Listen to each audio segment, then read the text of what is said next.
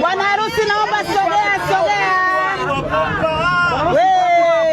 Sije kata harusi ukarudi na taraka. Sogea hivi je. Twende usikim. Haya ni mali.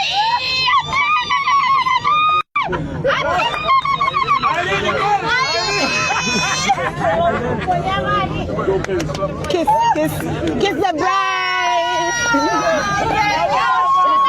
Yani haikuwa rahisi.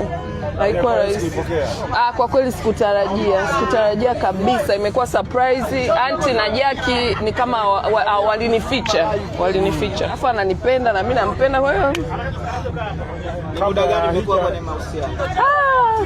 Miaka 2. Sasa tafsiri ya mwanaume ni kupambana.